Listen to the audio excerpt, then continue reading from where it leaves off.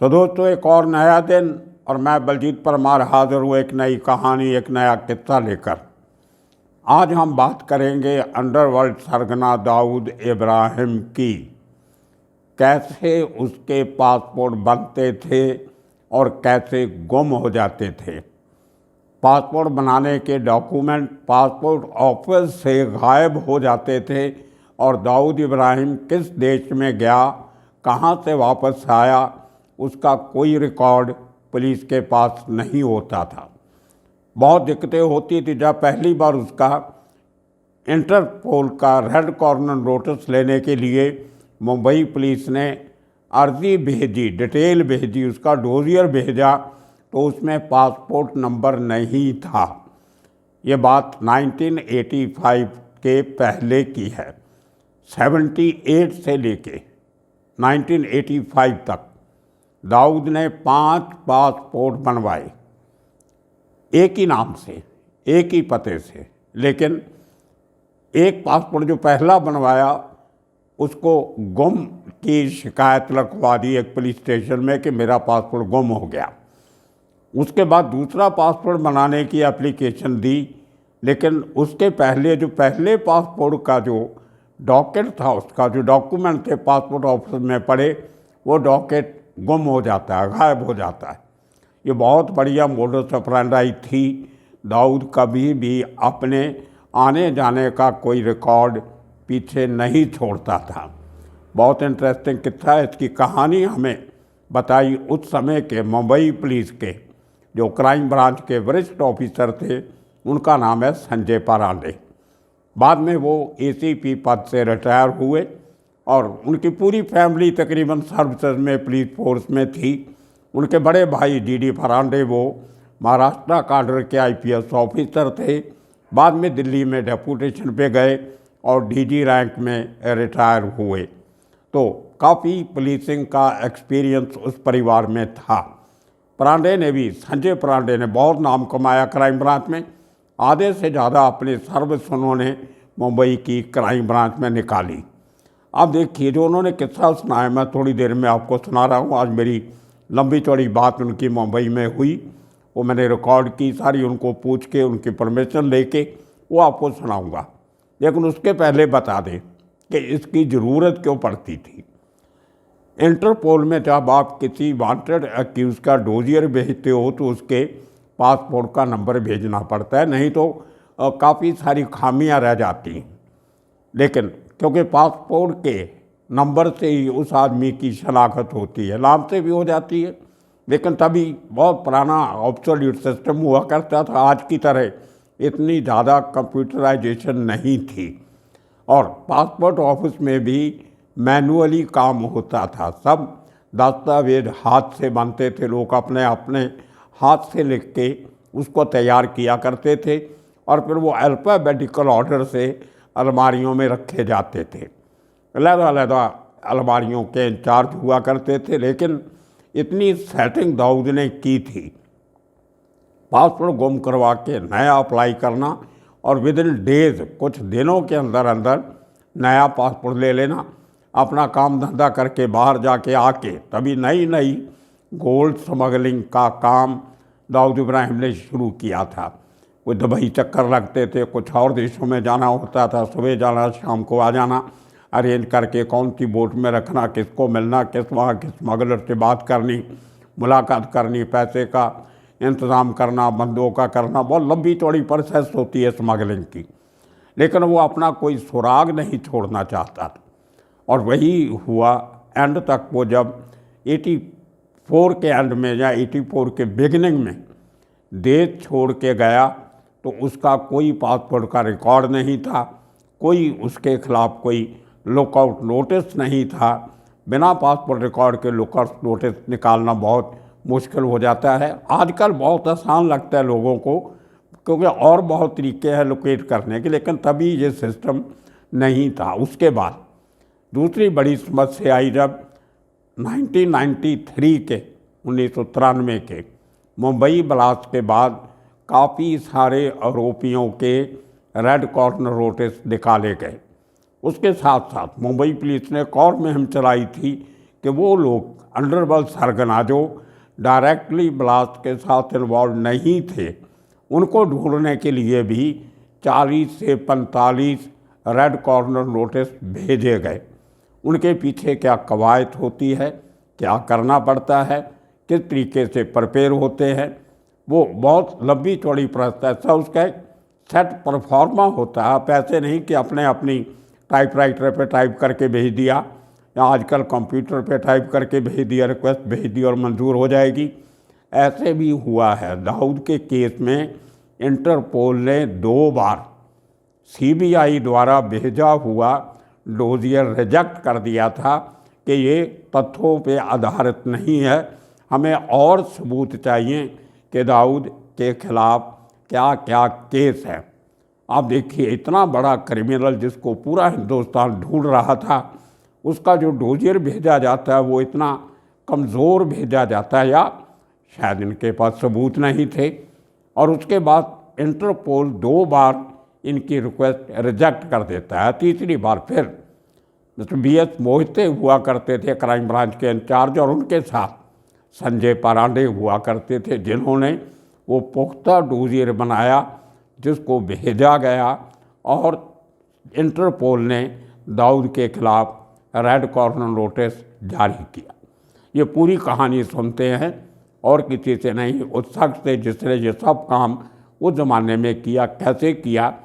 Sanjay Parande, retired ACP crime branch Mumbai. तो चलते हैं संजय परांडे के पास। हाँ जी संजय जी, सबसे पहले आपका हमारी चैनल बलजीत परमार पर यू पर स्वागत है। धन्यवाद। Thanks for talking to me. Thank you बताइए। हाँ, सबसे पहले तो आपसे पूछना था कि जो बड़े बड़े डॉन मुंबई के हुए, आपने तकरीबन सब देखे, सबको पकड़ा भी, इंटरोगेशन भी किया, उनकी पूरी अच्छी तरह जांच पड़ताल भी की। आप शायद वो 1980 से लेकर आगे करीब 91-92 की बात कर रहे हैं। हाँ जी, उस हाँ जी, हाँ दौरान जी, तो बहुत काफी सारे बड़े हाँ, क्रिमिनल पकड़े गए थे, सबसे इंट्रोगेशन करने का हमें मौका मिला था। बात सही है। तो आप बताइए। SOS में भी थे या नहीं थे? कहाँ पर? SOS तो अपना नहीं, स्क्वाड बना था। CIU में भी था, और एसओएस तो हमने बनाया हमारे हाँ, टाइम। ओके एसओएस का जो फॉर्मेशन हुआ, that proposal was entirely handled by me. Okay और ओके। उस टाइम हमारे जॉइंट CP अरविंद इनामदार साहब हुआ करते हाँ थे। हाँ जी, उनका ये थिंकिंग था एसओएस का। तो एक छोटा सा फोर्स बना जिसमें ऑफिसर्स और सिपाही जो फिजिकली फिट और यंग है, हाँ जी, उनको सारा ट्रेनिंग, एक कर्नल चौधरी हुआ करते थे, MP चौधरी, हाँ जी, हाँ जी, उनको, उनके थ्रू, ये पैरा के काफी मशहूर कमांडो एक्सपर्ट थे हाँ जी, आर्मी के, उनको, उनकी हेल्प लेके, और एक दूसरे बंदा विस्पी कपाडिया करके, कराटे, हाँ जी, हाँ जी, जूडो कराटे वाले, 3 ये डिग्री दोनों ब्लैक बेल्ट थे वो। हाँ, बराबर बराबर, ये दोनों को का हेल्प लेके एक बहुत बढ़िया सा ट्रेनिंग कोर्स किया था, बनाया गया इनके लिए रेगुलरली। इनामदार साहब खुद हफ्ते में 3-4 बार वो ट्रेनिंग कोर्स सुपरवाइज करने के लिए आते थे। ओके। तो उन दिनों में ये बना था, तो पहली तो बार अलग से शायद बना था। ऐसे हुआ था कि और उस स्क्वाड ने, अभी तो मुझे पता नहीं वेदर वो चलता है नहीं, मगर वो काफी साल तक चल रहा था।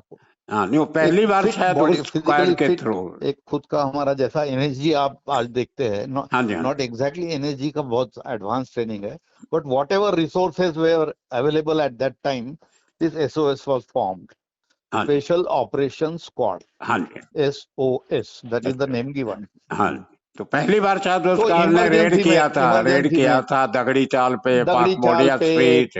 अरुण गवली को पकड़ा गया, पाकमुड़िया स्ट्रीट में किया था। हाँ बराबर है, पाकमुड़िया स्ट्रीट में उस टाइम वो उसको एसओएस की कार्रवाई नहीं बोल सकेंगे, मगर कुछ बड़ा consignment of gold was seized. हाँ जी, हाँ, गोल्ड पकड़ा गया था। बिल्कुल। और वो बिल्कुल पाकमुड़िया स्ट्रीट, यानी जो उन दिनों में इट वाज फेमस है, दाऊद 33 पाकमुड़िया स्ट्रीट, ये भी एड्रेस था उसका। हाँ जी, दाऊद का बैस्टन जिसको हम कहते थे, उसका हाँ जी, फोर्ट्रेस। ओके। हाँ, वहां से गोल्ड रिकवर हुआ था। ऑफ उस कोर्स एस्टैब्लिश नहीं हो पाया किसने और कहां से लाया, पर पकड़ा गया था। और बताइए। और उसके बाद शायद ये दाऊद इब्राहिम का जो एक डोजियर मुंबई पुलिस ने भेजा था नहीं, उन सीबीआई को। दिनों में, हाँ हाँ, हाँ। नहीं, उन दिनों में हमने एक्स्ट्राडिशन प्रोसेस एक प्रपोजल भेजा था। ओके। एक्स्ट्राडिशन में एक्चुअली हमारा जो थिंकिंग था उस टाइम, रेड कॉर्नर नोटिस है ये ज्यादा फैमिलियर नहीं था कोई, तो हमने रेड कॉर्नर नोटिस के पहले ही प्रोसेस, पहला स्टेप होता है रेड कॉर्नर नोटिस, उसके हाँ जी। बाद में होता है एक्स्ट्राडिशन हाँ। वगैरह। एक्स्ट्राडिशन जब होता है जब आदमी वहां मिल गया, ओके। पकड़ा गया कहीं, हाँ। हाँ। तो हमने ऐसा प्रपोजल जब बताया तो वो on the lines of red corner notice ही था।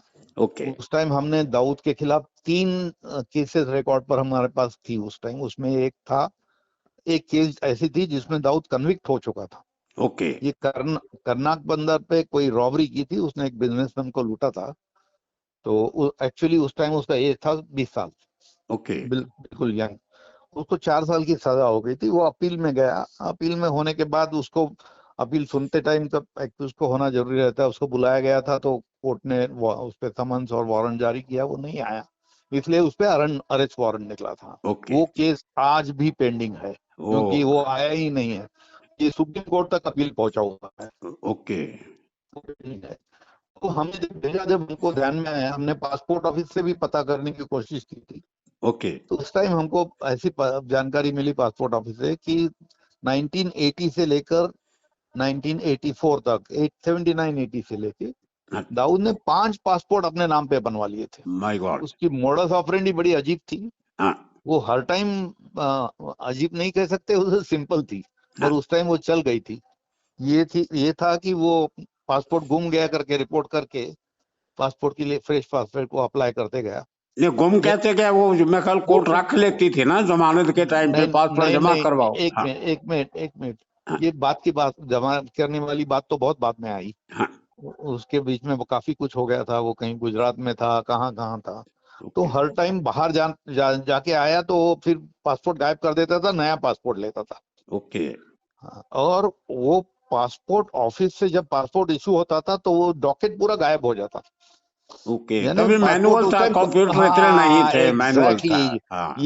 ये मोडस ऑपरेंडी तो मोटर कार चोरी में भी काफी यूज किया जाता था उन ओके। दिनों में। ये हाँ।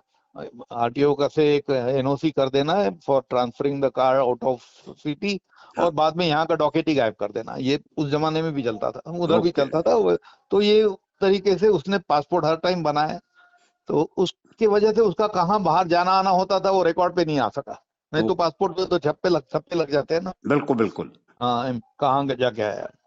तो ये बात थी उसकी। तो वो एक्स्ट्राडिशन ऑफ कोर्स वो सक्सीड नहीं हुआ हमारा प्रपोजल। ओके। हाँ, तो उसके बाद में दाऊद बहुत ज्यादा प्रोमिनेंस में आ गया। हाँ। जब बॉम्ब ब्लास्ट जो हो गए 93 में, रॉयट्स हो गए, बॉम्ब ब्लास्ट हो गए उसके बाद। हाँ। तो बॉम्ब ब्लास्ट के बाद में उसका बहुत सारा, यानी इंटरनेशनल क्रिमिनल करके काफी ये हो गया, पब्लिक, ये मशहूर हो गया वो, कुख्यात बोलते हैं जिसको, यानी लाइमलाइट में आ गया। Limelight, famous for his bad okay. Activities, हाँ। इनफेमस जिसको कहते बिल्कुल। हैं। बोलिए। तो वो फिर दोबारा जो भेजा आपने, जो एक बार। तो इसके साथ और भी बहुत सारे क्रिमिनल थे। काले एंथनी था एक, आपने ओके। नाम सुना हाँ होगा। जी। हाँ। वो छोटा राजन, बड़ा राजन, ये नाम तो आपने सुने होंगे हाँ। जरूर। हाँ जी। हाँ। तो ऐसे काफी लोग पकड़े गए थे उस टाइम। अरुण गवली भी तो था ही, बट अरुण गवली तो लोकल था। हाँ। उसका जो भी था ज्यादा बम्बई में, थोड़ा आजू बाजू में एक अशोक जोशी हुआ करता था। हाँ। उसको तो वो पनवेल की कहीं फर्स्ट टाइम फायर आर्म से, अपने क्या बोलते हैं, ऑटोमेटिक गन्स यूज करके उसको मार डाला था। ओके। ऑटोमेटिक गन फहमद खान की को मारने में यूज किया गया था। ये सब ओके। उस टाइम काफी सारे क्राइम हो गए थे। नहीं, एक बस ऐसी बात सुनने में आ रही थी, कुछ जो पहला जो मुंबई पुलिस ने भेजे थे डॉक्यूमेंट नहीं, स्कॉटलैंड अपना इंटरपोल को, वो रिजेक्ट हो गए थे, पर आपने दोबारा नहीं, बना के इनफैक्ट भेजे। हाँ, दोबारा बना के भेजे। ये बात हो गई थी कि वो 2001 2002 में इंटरपोल से आया कि आपकी जो एप्लीकेशन रिक्वेस्ट है for issue of red corner notice including Dawood and all, हाँ। ये सभी को रिवाइज करना जरूरी है क्योंकि दे आर इनकम्प्लीट। ओके। तो उस टाइम हमने सारी की सारी ये जो नए भी बनाने थे उस टाइम वो भी बनाई, और करीब 40-50 कुछ थी। ये इंटरपोल के लिए रेड कॉर्नर नोटिस भेजी गई, उसमें दाऊद भी था, छोटा राजन था, ओके। ये सलेम था, अबू हाँ सलेम, हाँ हाँ। और अनीस होगा, कई उनका सारे भाई होगा, गुनहगार थे। अनीस होगा, हर छोटा किसी का शकील होगा। नाम हाँ। लेना भी तो बहुत, all well known criminal which included some from that Bombay blast, bomb blast also. Okay. तो उनके सारे वो बनाए गए। फिर कोई ऑफिसर्स, सीनियर ऑफिसर्स टूर पे भी गए थे, ओके। तो उन्होंने कई सम प्लेसेस ये सारी डाटा भी पास किया था। सम एक्सट्रेडिशन टुक प्लेस उसके बाद। ओके। तो this is how it is. चलो बढ़िया बढ़िया तो काम ये की। आपको इसमें जरूरी होता है कि आपका जो रेड कॉर्नर नोटिस होता है उसमें इंटरपोल का फॉर्मेट है, अच्छा। वो सारी जानकारी बराबर देनी होती है। एक फोर्स में है ऐसा वारंट, वारंट जनरली फोर्स में होता है। ओके। वारंट जब तक वो एग्जीक्यूट नहीं होता है, बट एक स्पेसिफिक रिक्वायरमेंट करके कोर्ट कोर्ट से हमने परमानेंट वारंट वारंट इशू कर लिया था। ओके। यानी उसमें उसने क्लियरली लिखा था जब तक ये नहीं होता है it will be enforce till is arrested. अच्छा, कोर्ट का वारंट क्योंकि जरूरी नहीं तो होता है। फिर वो हर टाइम उसको रिवाइज करना पड़ेगा नहीं तो। हाँ। तो वो रिक्वेस्ट करके हमने बनवा लिए थे उस टाइम, ओके कोर्ट ने इशू भी किए थे। हाँ हाँ। चलो ठीक है बढ़िया। Thank you brother, thank okay, you thank you, thank you, bye. Bye. तो दोस्तों सुना आपने किस तरीके से दाऊद का काम करने का तरीका 1978 से ही ऐसा था, काम करना लेकिन पकड़े नहीं जाना। 78 से 85 तक बहुत सारा क्राइम हुआ, कितने अंडरवर्ल्ड के लोग मारे गए, दाऊद के घर पे गोलियां चली, जवाबी गोलियां चलाई गई, तलवारों से मर्डर हुए, हथियारों से मर्डर हुए, लेकिन दाऊद के ऊपर कोई केस नहीं था। छोटे छोटे केस थे, और एक ही केस जैसा संजय पराडे जी ने बताया कि एक वो जो रॉबरी वाला केस था जिसमें कन्विक्शन हुई थी, वही केस सुप्रीम कोर्ट तक भी लड़ा गया, लेकिन वो सज़ा बरकरार रही, और आज के दिन में भी दाऊद इब्राहिम उस केस में वांटेड है। आने वाले दिनों में इसी किस्म के और किस्से कहानियाँ लेके फिर हाजिर होंगे। तब तक के लिए आप सबका शुक्रिया, धन्यवाद।